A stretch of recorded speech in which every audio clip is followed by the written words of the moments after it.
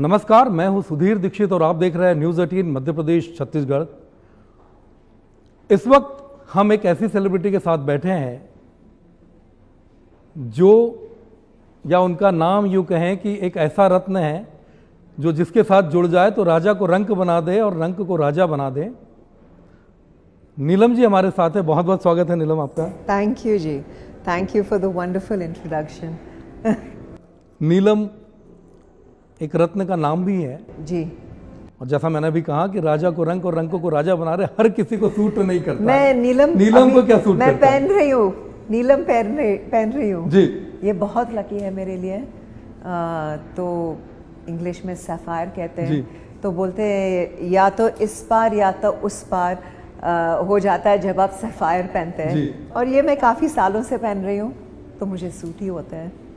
नीलम suits Neelam. Very good. इसीलिए मैंने intro में भी कहा कि नीलम ऐसा है कि जो राजा को रंक बना दे। सूट सबको नहीं करता है और नीलम को क्या सूट करता, तो नीलम को भी नीलम सूट करता है। बहुत दिनों से देख रहे हैं कि नीलम की सक्रियता बढ़ गई है। एक समय ऐसा था जब गाने धूम मचाते थे और जब कामयाबी के शिखर पर नीलम थी और अचानक से नीलम जी ने छोड़ दिया, गायब हो गई। क्या था वो उस समय, ऐसा इतना बड़ा डिसीजन अचानक कैसे ले लिया? अभी देखिए, मैं सक्सेसफुल एक्ट्रेस थी, काफ़ी हिट सॉन्ग्स, काफ़ी हिट फिल्म्स मैंने किया और धीरे धीरे मुझे लगा कि जो रोल्स मैं करना चाहती हूँ और जिस तरह से फिल्म्स मैं करना चाहती हूँ उस तरह के ऑफर्स नहीं आते थे मुझे। तो मैंने कहा कि अभी माई शेल्फ लाइफ इज़ ओवर, अभी कुछ और करते हैं। इतनी जल्दी? लेकिन हाँ, तो मैं हमेशा मानती हूँ कि you should always quit when you are on the top so people miss you, not fade away. तो ये मेरा था और I always had a backup plan कि मुझे पता था कि मैं ज्वेलरी बिजनेस, ये फैमिली बिजनेस है, 4 जनरेशंस से। My father, my grandfather all have been jewellers. तो at the back of my mind मुझे हमेशा पता था कि मैं ज्वेलर बनूंगी। तो साथ साथ में शूटिंग के साथ साथ I used to go to the office. Daddy मुझे सिखाते थे डायमंड्स के बारे में, कलर स्टोन्स के बारे में, मैन्युफैक्चरिंग के बारे में। तो मैं साइड बाय साइड मैं सीख रही थी। और फिल्मों का मिस नहीं किया आपने? जब चले गए तो लगा बहुत नहीं कि एक अलग दुनिया थी और ये अलग दुनिया थी? बहुत मिस किया, बहुत मिस किया। मतलब वो जो फेम, वो जो लव, अटेंशन, वो सब जो स्टारडम के साथ आती है साथ साथ में, that is what I really missed. Bollywood में जब हीरोइंस होती है या हीरो होते हैं, फॉलोअर्स होते हैं, कुछ चीज़ों को फॉलो करते हैं, बहुत सारी चीज़ों को। तो फैशन आइकॉन जैसा एक कॉन्सेप्ट इन दिनों ज़्यादा चल रहा है। आपके समय में लगता है फैशन को लेकर नीलम कितनी अवेयर थी उस समय? उस समय तो आई थिंक बड़े कलरफुल कपड़ों में नजर आते थे। हाँ, मतलब मेरे कलर कॉम्बिनेशंस जो थे काफ़ी अजीब से थे। You know, it was like pink with purple, purple with yellow, थोड़ा हट के था। And I think my style of dressing and everything was very little westernised. और मेरी मम्मी और मेरी मासी मेरे डिज़ाइनर्स थे, तो मेरे नेक लाइन्स और मेरे फुल स्लीव, ऐसा conservative type dressing, always I was dressed up. So I think in those days, in the 80s and the 90s, people liked my sense of dressing. अभी जब मैं देखती हूँ मैं बोलती हूँ बाप रे बाप, ये मैंने क्या पहना। अभी भी कहीं पुरानी फिल्में कहीं आती हैं तो वाकई में जो आप कह रहे हैं ना कि देखते तो लगता है कि अच्छा उस समय ऐसे ड्रेसेस चलते थे। कुछ न्यू जनरेशन्स के जो बच्चे लोग हो गए या जो देखते उस समय, तो अभी भी लोग जानते हैं नीलम के गाने के बारे में, कहीं ना कहीं रिमिक्स की वजह से भी। आपको लगता है कि रिमिक्स ने भी कहीं ना कहीं पुराने जो संगीत थे, पुराने कलाकार हैं, उनको कहीं जिंदा रखा हुआ है? I don't think remixes, I think जो if it is a good song, it is a good song. If the product is good, then only people remember and keep on singing that song and you know, dancing to those songs. I don't think it's remixes. I think the original has to be solid and has to be a hit for people to make remixes. अब वापसी की है आपने fabulous lives के साथ आप बहुत बोलिए, चर्चित आप है। टाइटल बोलिए, टाइटल क्या है? Fabulous lifes of Bollywood wifes. No, fabulous lives अभी सीजन 3 है, fabulous lives versus Bollywood wives. Okay, पर मैंने जो पढ़ा या सुना तो ज्यादातर चर्चा इस चीज की हो रही है कि fabulous lifes of Bollywood wifes. वो फर्स्ट 2 सीजन जब हम न्यू चारों थे। सीजन वर्सेस हो गया। हाँ। क्या फर्क लगता है आपको? बहुत फर्क है, बाप रे बाप। मतलब 7 women ऑन अ सेट, मतलब आप समझ सकते हैं क्या होता है। इट्स फुल धमाका। मतलब सीजन 1 सीजन 2 मेरे ख्याल से there was a lot of sweetness, there was a lot of innocence. Season 3 में वो रियलिटी शो जैसा अभी बन गया है। It's made a name, it's become very popular and yeah, I think adding वो the 3 girls from Delhi, it's added to the show definitely. एक craze महसूस होने लग गया वापस आने के बाद। जब आए हैं बातचीत होती, आपने कहा कि 7 वीमेंस हैं और कहते हैं कि वीमेंस जो किसी की नहीं सुनती, 7 वीमेंस को डायरेक्टर की तो सुनती। आप सोच सकते हैं क्या होता है सेट पे। मतलब दिस इज रियलिटी, मतलब स्क्रिप्ट नहीं है, किसी को बताया नहीं है कि डायलॉग्स क्या है, जो मन में आए आप बोलो एंड इट्स अ रियलिटी। जैसा आपने कहा रियलिटी शो की तरह जी, चल रहा है, जो जी। मर्जी आ रही वो चर्चा करनी है। ऐसा नहीं है कि मैं एक कैरेक्टर प्ले कर रही हूँ, नहीं, जो आपको दिखता है वो ही नीलम है। There is no script involved, it's all real. Neelam का जो चुलबुलापन 90s में था, वो चुलबुलापन फिर देखने मिल रहा है। अभी वो मुझे पता नहीं। समटाइम्स आई एम क्रैंकी, कभी नीलम उदास है, कभी नीलम खुश है, कभी Neelam is in a bad mood. Depends on the day and the camera captures everything. किस चीज़ से मूड खराब हो जाता है? गुस्सा आता है? किस चीज़ पे आता है? क्या ऐसा कुछ हो जाता है?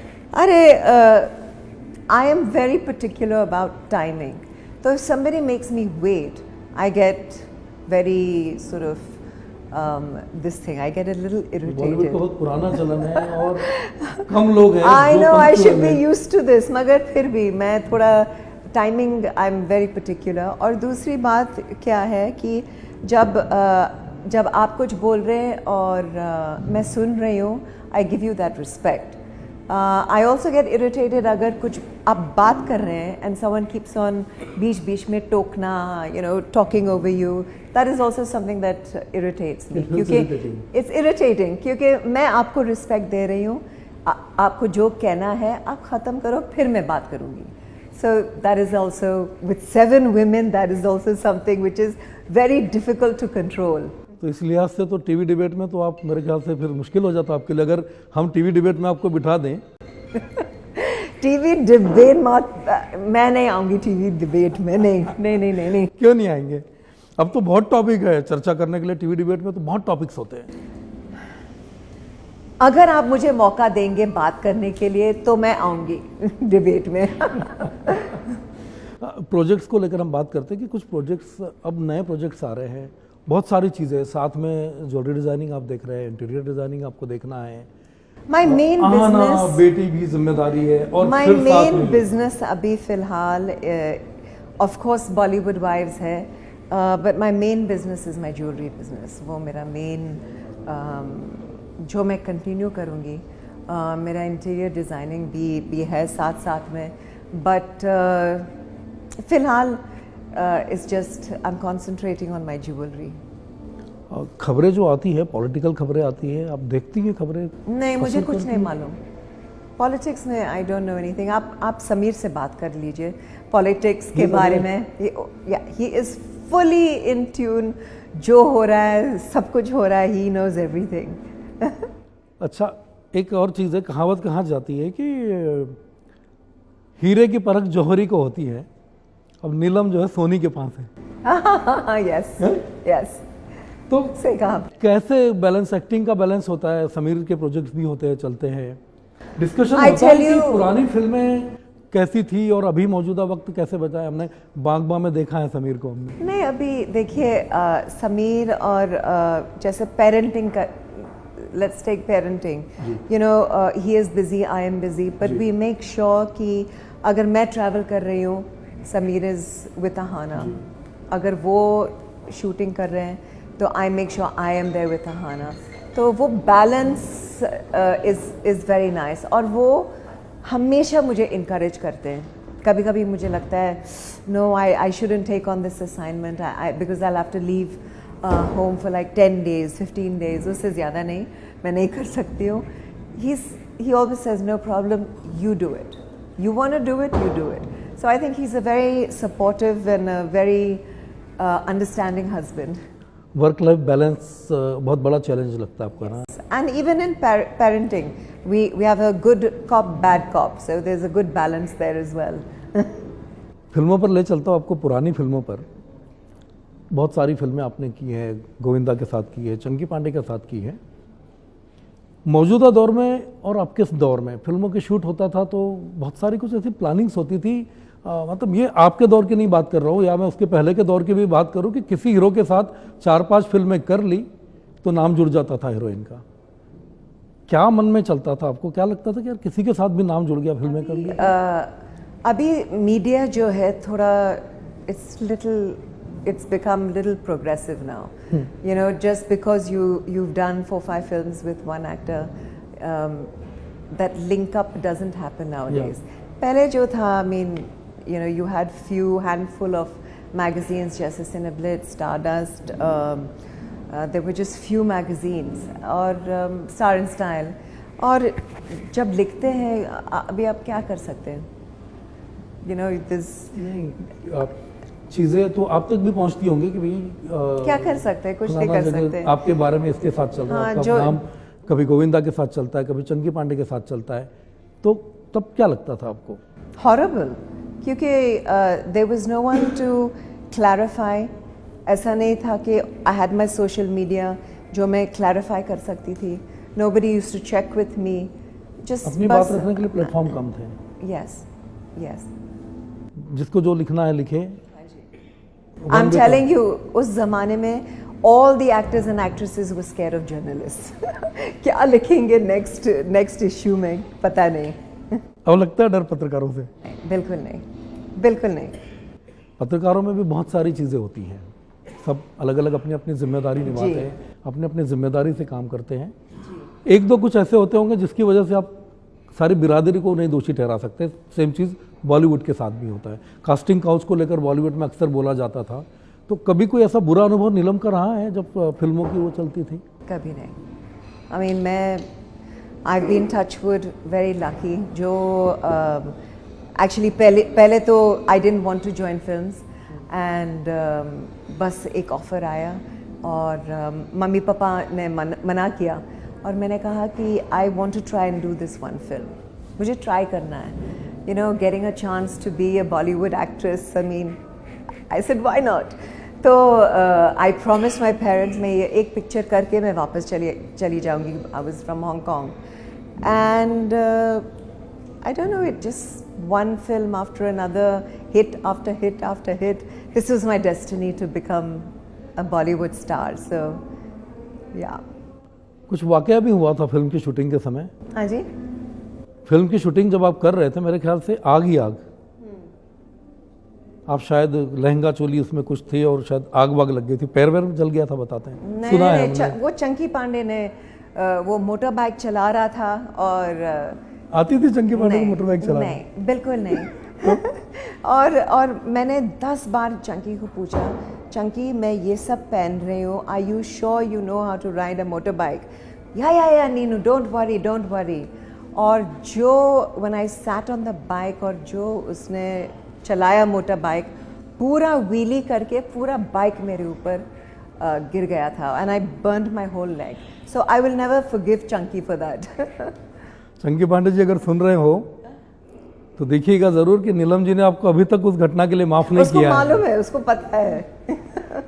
जो को-एक्टर्स आप साथ में करते थे काम, जिनके साथ भी आपने किया है, सबसे ज्यादा को-एक्टर्स आपके जो थे उनके साथ शरारती कौन था? I think Chunky. चंकी सबसे शरारती, always playing pranks, he was a lot of fun to work with. कोई एक आध प्रैंक बता सकते हैं आप ऐसा जो उस समय आपके समय किया हो और आप डर गए हो किसी प्रैंक में? अरे डर तो नहीं, वो थोड़ा सा, वो कभी कभी उसका रूटीन जो है, मैं 5 मिनट में आ रहा हूँ, सब रुक रहे हैं सेट पे, शॉट तैयार है, वो बाथरूम में है, तो ऐसे बहुत सारे कहानी है चंकी के साथ। अब आगे नीलम का क्या प्रोजेक्ट रहेंगे? आगे के प्रोजेक्ट्स के लिए आप लगातार, अब वापसी हो गई है अगर अभी आपकी आई सिर्फ hope web series season 4, fingers crossed, I hope season 4 of fabulous lives versus Bollywood wives, I hope it starts. I hope it gets sanctioned. But otherwise, Neelam is busy with Neelam Jewels. Very good, और आपको बहुत बहुत शुभकामनाएं, आपने समय Thank you. दिया उसके लिए बहुत बहुत धन्यवाद। Thank you. Thank you.